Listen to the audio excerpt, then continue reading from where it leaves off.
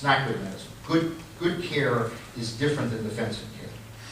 If we were able to reduce defensive medicine by 50% in this country, and if we reduced the profits of the insurance industry by 50% to make so they had a 20% profit, we're talking about $270 billion per year times 10 years is $2.7 trillion.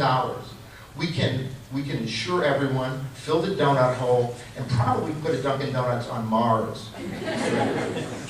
So, in fact, we can do health reform, and there's plenty of money in health reform. It's also relatively disingenuous to talk about Medicare fraud, waste, and abuse. If that existed, where have they been for the last 40 years?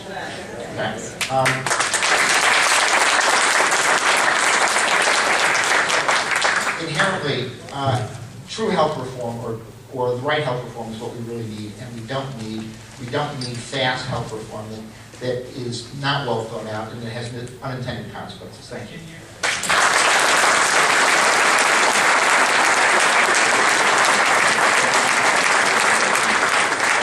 We're going to open up the question for a brief presentation of Dr. David Moore, who is a cardiac director and vascular surgeon.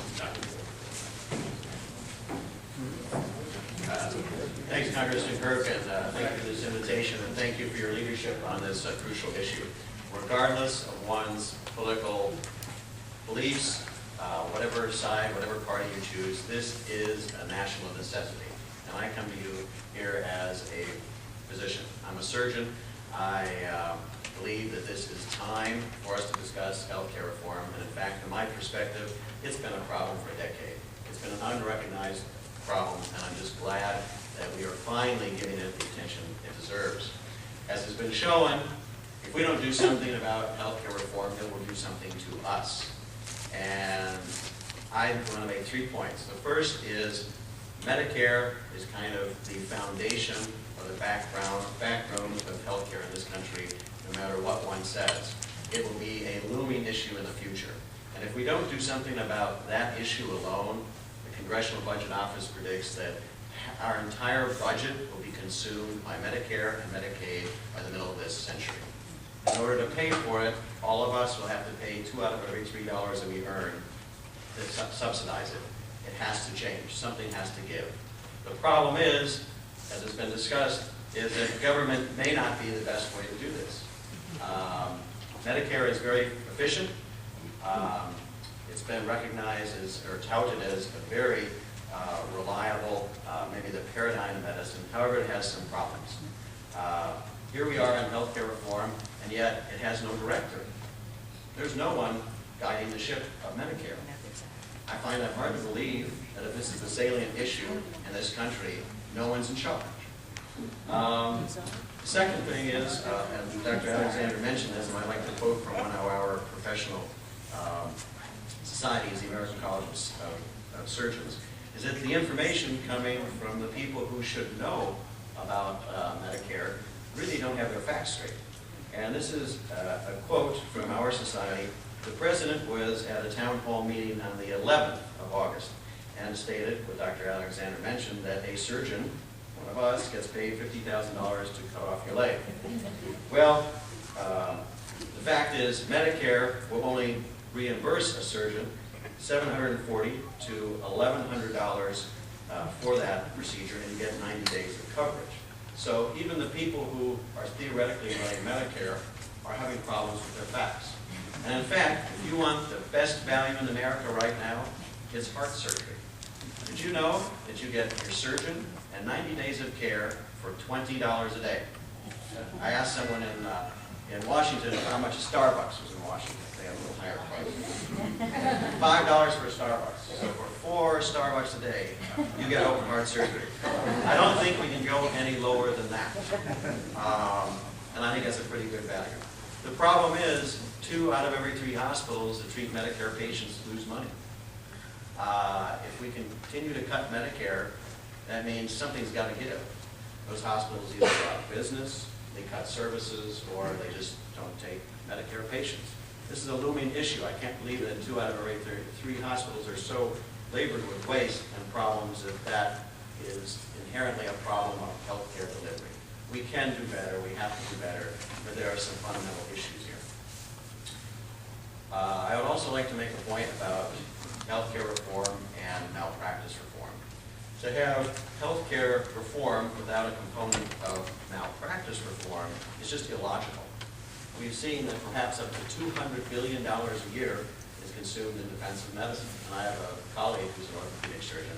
He says that he could probably operate on almost every one of his patients based on the two tried and true principles of medicine, the history of the patient and the physical examination. Yet, he gets an MRI on every patient because he's afraid of being sued. He doesn't pay for it, the patient doesn't pay for it, so it's a no-brainer. The problem is, all of us pay for it. And the unrecognized truth is, for those in Medicare, you're being subsidized by the insured patient. And the insured patient is somehow paying for this malpractice. I was in Washington 2 weeks ago, and the White House, I'm not sure of the exact title that she has, but the White House Policy Administrator for Healthcare, her name was Dr. Patel, Anita Patel, was talking about, oh, we're very pleased that the President has instructed the Health and Human Services Secretary to have pilot programs to look into malpractice reform. One of the audience, who was a physician, stood up and said, well, excuse me, I think we've already had pilot studies. It's called California, it's called Texas, and you could even say called Illinois, where our malpractice has fallen. The response is, well, we don't know if those have worked.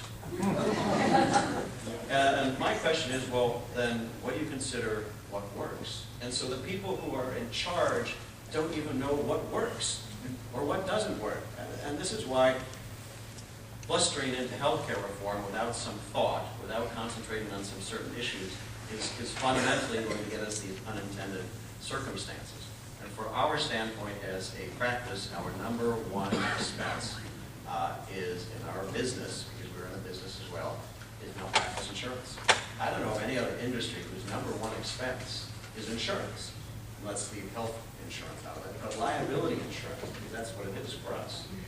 And this is a fundamental flaw, I think, in the thinking that the two are integrated and cannot be separated. So I support those who believe that it should be part of any kind of legislation. And I would also like to add one last observation, is that those who do not have insurance are certainly a concern. A concern for Dr. Alexander, the concern for me. We treat those people anyway. Our practice gives away about $1.7 million a year in free care. We cannot deduct it from our taxes. We're not going to get credit for it.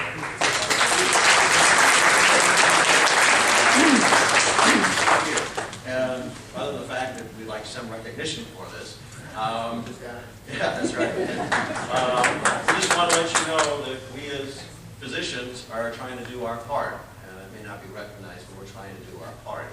And we certainly believe that the insurance companies need to do something better.